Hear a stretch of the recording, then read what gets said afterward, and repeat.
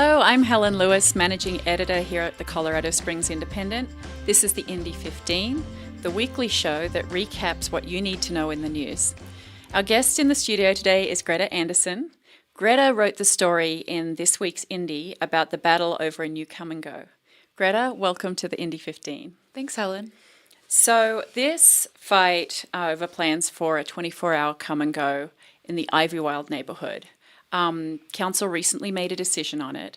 But where did this story start for you? Can you tell us a bit about that background? Yeah, I picked up the story when there was an appeal of the Kum Go site to the Planning Commission, which is the first body that it reaches before City Council. There was a little bit of debate between neighbors and the Kum Go representatives at that point about whether this site is the best place for a Kum Go, and the commission weighed in to say no, it was not. Then it reached City Council after that. So let's back up a little bit and talk about this. The Kum Go, what do they have planned for that site specifically? What are they going to build? How long is it going to be running? That kind of thing. Mm-hmm. So the plan is for a 24-hour gas station and convenience store at this corner of West Brookside Street and South 8th Street.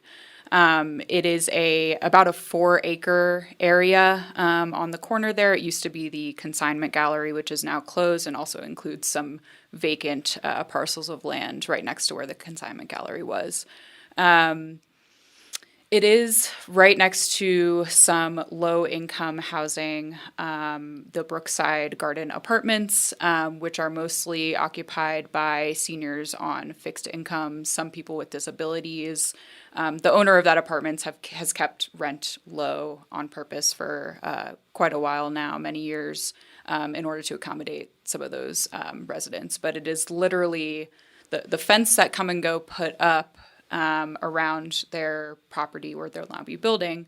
It is about 5 feet away from the windows of those residents in the Brookside Garden Apartments. So the neighbours in that area, what are their concerns about this 24-hour gas station going up? Yeah, so the site previously being the consignment gallery, it had typical business 9 to 5 hours. With a Kum Go there will be activity at that site 24 hours most likely. Another concern was the trucks transporting fuel coming in and out of that corner potentially all day long. That's what the neighbors expressed some concerns about that. As well as noise, they were concerned that maybe crime would be attracted to that corner because there's a Kum Go there. Kum Go actually did show some crime statistics from other Kum Go sites in the Springs, and it kind of depended on where the area of the Kum Go was. But neighbors' argument was Kum Go's attract crime, and so they didn't really want to see that, especially those lower income seniors who might not be able to defend themselves from crime. In a lot of cases, they were absolutely concerned with that. So you touched on that there's been back and forth over this decision. Can you walk us through what the decisions and appeals have been, just those steps, how it's bounced back and forth? Yeah, so the first step is always with these development plans to go to the planning department of the city, and the staff there at the planning department checks whether the plan coincides with city zoning policies, And at that point, the city staff determined, yes, this Kum Go meets all the criteria. It moved forward at that point. But once the neighbors caught wind of that, they appealed the planning department's decision. And so at that point, it reaches the Planning Commission, which is I believe it's a 7-person body. On this particular decision, there were 5 members present. And they vote on whether they agree with the planning department's original determination. In this case, they voted 4-1 not to agree with the planning department, so against Kum Go. And at that point, Kum Go or whomever can appeal the planning commission's decision, and Kum Go did so. And then it reaches City Council. And that was the meeting on August 9th last week, where City Council weighed in on whether to agree with the Planning Commission and say Kum and Go should not build here, or agree with the neighbors, agree with Kum and Go and say they should build there, or agree with the neighbors and say they should not. Sorry, lots of back and forth appeals. Yeah, pretty much there were appeals on both sides, and so it reached those two different bodies. So you went to that meeting, that hearing, and can you talk about who spoke there, who was heard, and what the mood was there? Yeah, it was mostly occupied, and most of the speakers were against the Kum and Go. Many of them Ivywild residents, including 3 residents and the owner of those Brookside apartments. And it was really emotional. The residents talked about how this could really diminish their quality of life. The apartment owner, Clay Taylor, he talked about how he was concerned it might diminish the property value of his apartments. And so afterwards, I approached him and asked, what he's thinking about after City Council ultimately sided with Kum and Go. And he didn't really know what his next steps would be, whether he would consider selling or not. But, either way, it's likely they expect it to upend their lives, basically. The hearing also included Kum and Go's defense. They had some representatives there talking about some of their programs in the community and their other sites in the community. They shared those crime statistics as well that I mentioned earlier. But yeah, ultimately, a majority of that session was against Kum and Go. So that area, that site is actually zoned, a convenience store and a gas station is one of the acceptable uses under the current zoning. But there's a pretty vaguely worded clause in the zoning code that's been a point of contention all along. Can you sort of explain what that was and what the argument around it was? Yeah, this was, the main sticking point throughout this entire back and forth appeal and the discussion here. Was that section of zoning code. It's 7.5502E, and it includes a list of criteria, including this one particular criteria that says development plans must be, quote, harmonious and compatible, unquote, with the surrounding neighborhood. So it's super objective standard, and I think it's or subjective rather, and I think it's the reason why this got appealed so many times, and the reason why the Planning Commission and City Council ultimately decided differently on this. It's almost purely up to opinion.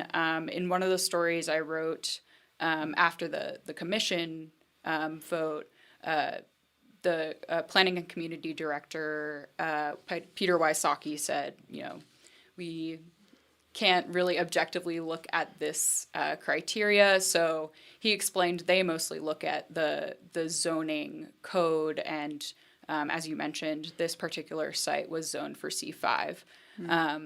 And so ultimately the neighbors argued, this is not harmonious and compatible. The switch from the 9 to 5 consignment gallery to a 24-hour gas station is not compatible with the previous use of the site.